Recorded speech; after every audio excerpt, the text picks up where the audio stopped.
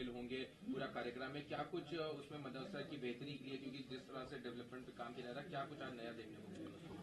देखिए, आज की बैठक का उद्देश्य ये है कि जो सुप्रीम कोर्ट का फैसला आया है उस फैसले पर लोगों की तरफ से सुझाव मांगे जा रहे हैं कि आप अपना सुझाव दीजिए। नई नियमावली जो बनाने की तैयारी हो रही है, लोगों के से सुझाव मांगे जा रहे हैं। उनसे ये भी कहा जाएगा कि जो लोग नहीं आए हैं, जो मदरसा के विषय में अच्छा जानते हैं, वो लोग भी अपना सुझाव लिखित हमको बाई डाक से भेज सकते हैं या किसी के माध्यम से हमारे यहाँ पहुंचा दें, ताकि हमारी कोशिश हो रही कि एक नई यूनिवर्सिटी खोल करके जितने मदरसा हैं सभी उसको उससे अटैच कर दिया जाए, ताकि जो नियमावली बन रही है हम लोग एक रूपता लाना चाहते हैं। जैसे यूपी बोर्ड है, सीबीएसई बोर्ड है, उसी तरह मदरसा बोर्ड हो जाए। यानी कि मदरसे से जिन लोगों ने लेकिन इससे पूर्व में जो आलिम फाजिल की डिग्री हासिल कर रखी है, जिसकी बन जाएगी उनका एफिलिएशन हो जाएगा, क्या हो जाएगा? देखिए, नियमावली में संशोधन होने जा रहा है ना, नियमावली में संशोधन होने जा रहा है। देखिए, यूपी बोर्ड और सीबीएसई बोर्ड में कोई रोक नहीं है कि नहीं आप अरबी, उर्दू, फारसी नहीं पढ़ेंगे, कोई रोक नहीं है। वहां सिर्फ इतना संशोधन है कि जो यहाँ हिंदी, गणित और विज्ञान अनिवार्य है, वहां जो है अरबी, उर्दू, फारसी अनिवार्य है। तो उसमें उसी में सुझाव मांगे जा रहे हैं कि संशोधन करके एक रूपता लाई जाए कि बच्चे अगर ग्रेजुएट करके पोस्ट ग्रेजुएट बच्चे निकले तो उनकी डिग्री की अहमियत पूरे देश में हो।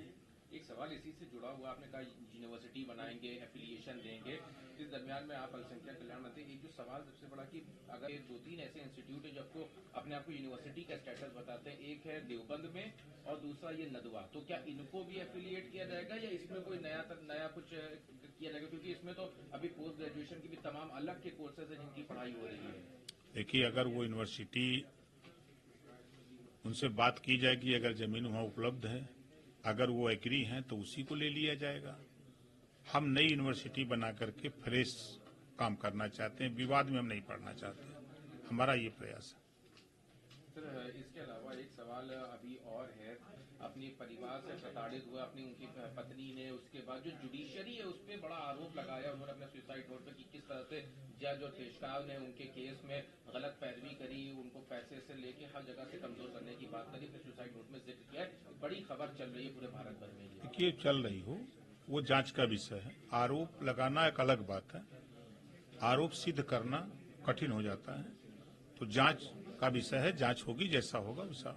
सोशल मीडिया पे तमाम लोगों की अगर बात करी जाए तो इस घटना को लेकर तमाम लोगों ने सवाल खड़े किए हैं। आप एक मंत्री हैं, सरकार में कहा गया कि जैसा कि महिला आयोग है तो पुरुष आयोग भी होना चाहिए, कुछ जिसमें आदमी अपनी बातों को भी लेके जा सके, और इस तरह की जो घटनाएं हैं जिसमें देखा गया है कि सत्ता वो जिसमें जुडिशरी का दुरुपयोग किया जा रहा है, तो उस पर कहीं अंकुश लग सके। देखिए, देश संविधान से चल रहा है, संविधान में सबको बराबर का अधिकार है, चाहे पुरुष हो चाहे महिला हो, सबको बराबर का अधिकार है।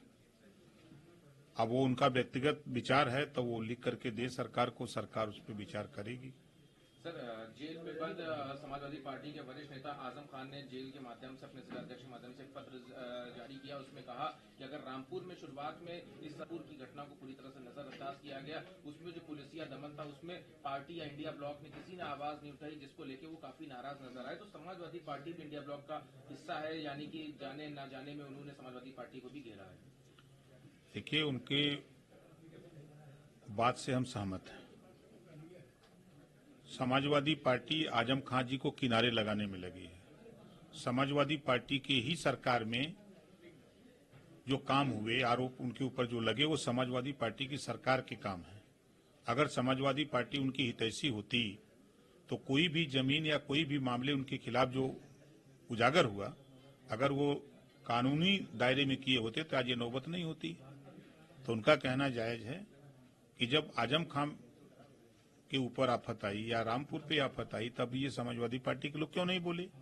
इस नाते कि आजम खान जी को किनारे लगाना चाहते हैं राजनीति से, कि वो जेल में रहें, उनसे न नाता रहेगा और हम मुसलमानों का वोट लेते रहेंगे। सर, दिल्ली में आम चुनाव होने हैं, उससे पहले अभी अरविंद केजरीवाल ने कोई पॉसिबिलिटी नहीं है दिल्ली चुनाव में। अब उनकी पार्टी है, वो किसके कारण न करें उनका विषय है, उसमें हम लोग क्या कर सकते हैं। सर, अभी जो खबरें चल रही हैं उसमें जगदीप धनखड़ के खिलाफ पूरा विपक्ष एकजुट हो गया है, उनके खिलाफ नोटिस भी और कि उनको हटाया जाए, उनको कि उन्होंने जो किया।